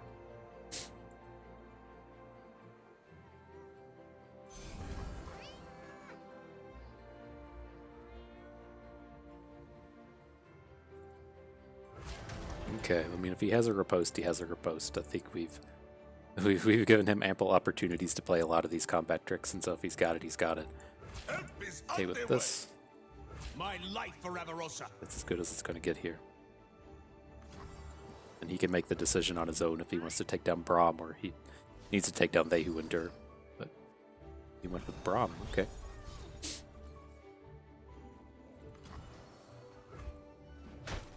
No, please. So with this now, we can hook a 1 health with our 8 to get in for 7. Then if he blocks with Sparklefly, we'll only be getting in 3. So we're going to be a touch short on our attacks here. I feel like we still probably have to Caught in the Cold into the Charger.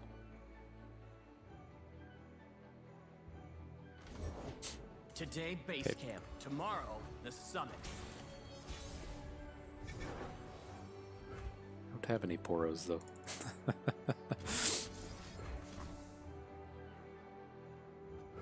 Okay. It's his poor, or his creation, I'm ready if to you take will. the first step. And should we... How does this look? Let's say we get in here. We put Sparklefly here. Oh, that's Exacties. He can block it with Bright Steel Protector though. Then what's he looking at on the comeback? He has 7, but we have a unit. Okay. I don't think we can sit around and just wait for a Frostbite and hope with this thing.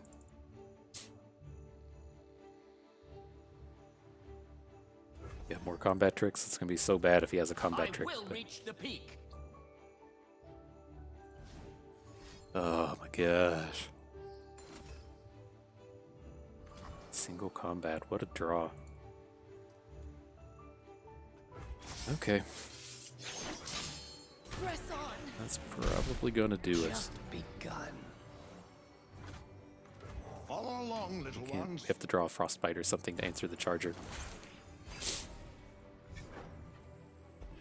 Such a good draw too, man. No time to rest. Yep. What have Poros done to you? Ooh, so close. That's a sad one to lose. I'd have to go back and look at that, see if we could have changed anything, but especially drawing the Bjerg, he would have been like just enough to throw that one over the edge. Sucks. Oh well. Good game, friend. So let's see here. Let's take a moment and get this deck pulled up. Gotta wait on LOR Guardian. It's always been kind of slow at the end of these runs for whatever reason. But you know, I think we went about this pretty well. Starting out with this Blood on the Ice Darius and recognizing what this deck is good at. We actually hit, you know, the two big themes on this card pool right from the start. This is a Noxkraya Arena build around, and the best thing to take advantage of Noxkraya Arena is Frostbites. So, you know, it does pair up with Ash and Freljord, and you are looking for Frostbites with the Arena. As we maybe pulled it off once or twice, but that's the big play here, right? You give your opponent's best unit Frostbite, then your biggest unit hits it. The second, kind of sub theme here is the 5 attack matters. There's only 2 payoff cards. There's the Assessor, and then there's the Reckoning. And so, what do we want to do to go about getting these 5 attack allies? We don't really want, to clog up the top end of our deck with a bunch of 6/5 fearsomes and armored elephants and trying to play early game plays to get the Trifarian thing online. But the actual best way to take advantage of this 5 attack matters theme is with enraged Yetis. So you can just take some Averosian Trappers. You can take some who's he called, the 1/2 Yeti Yearling, and then just get those enraged Yetis going to try to close out your 5 attack matters theme with the Assessor. If he draws 1 card, it's usually good enough. If he draws 2 or 3, then you're probably just overkilling and winning the game. But that is the big thing with Blood on the Ice here, and then our choice was with Tryndamere. Tryndamere isn't an actual real deck. It's kind of has some Yetis themes to it, which were good for what we wanted to do with Darius. It has some minimal Frostbites in it, but we were able to see, okay, well, this Darius deck is pretty weak in the early game, but once these Yetis cards, we can at least get that from both of the card pools. And so if we want to look at, what Tryndamere wants to be doing, it's playing all of these super cheap cards. You can flood the board with Omen Hawks and Sentries and things like Lonely Poro. And then either all of those units die and you kill with They Who Endure, or you have a big board and kill with Pack Mentality. And so, there's not like a specific deck I want to call out here. I don't want to say, go and draft this and do that. This is the tier 1 card and these are tier 2. This is at least a good exercise and, recognizing what one deck does well. That's, wanting Frostbites, having 5 attack units, and then, what does this Darius deck do poorly? It can't interact and it doesn't have early game plays. And then, with this Tryndamere pool, what does it do well and what does it do poorly? It's a bunch of really cheap units and a bunch of really expensive units and no real ways to interact. And so if we can kind of combine these two together and how things look good, we can hopefully get a bunch of early game from Tryndamere. He has Yetis and the Assessor likes Yetis, so we'll kind of focus on those a little bit. We kind of want some Frostbites for the arena. And then we just don't want too much curve because we're playing a 6-cost champion and an 8-cost champion. If we want to continue taking these, then, our curve is going to get very expensive. And so, at least for the recap on this one, again, I don't want to just say, do this and that for the kind of tier of cards. I'd like you to be able to just go through and kind of, take the minute to assess Darius, take the minute to assess Tryndamere, look over those card pools on the site, try to figure out what each of these pools wants to have going on, and then how you can best synergize these two card pools. I think that's the better exercise than saying Omen Hawk is more important than Avarician Sentry. But all in all, that's a good little run. That's going to do it for us today. We do have a handful of rewards to click on here. I think the weekly capsule might be there as well. So let's click on these real quick and see what makes an appearance. Targon's Peak. We're probably almost epicked out of this. So I don't think these rewards are exciting. I think we're just down to icons and card backs. I know I saw it switch over to the Shadow Isles rewards, and so I think those are just card backs as well. Are we just completely done with this? No, we're just in Shadow Isles now. Okay, well, that'll be the icon for whoever likes that. One person out there has to be excited for the icons. Then, let's see. I feel like they toned down that noise. I feel like that used to be a lot louder. Oh man, it doesn't have the card choice in it? Fine. And then the weekly chest, the last one, or we should say the first chest of 2021. Let's see if we get something cool here.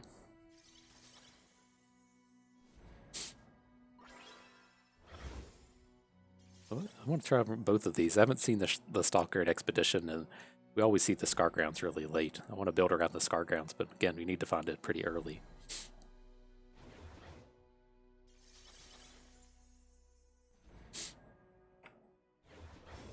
All the shards, all the cards we already have.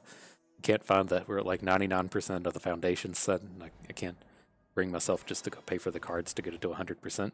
Like can't lose out on that little bit of value. We only have like 160,000 dust now, and we might go 80 expeditions in a row without winning a game. And so gotta hang on to that dust while we can. Okay, I think that's gonna do it. So all right, yeah, that's it for this run. I hope you all enjoyed the run. You learned how to duke it out in the arena just a little bit better. Had a good time watching and learned something along the way. This is Bust, and we thank you for being here.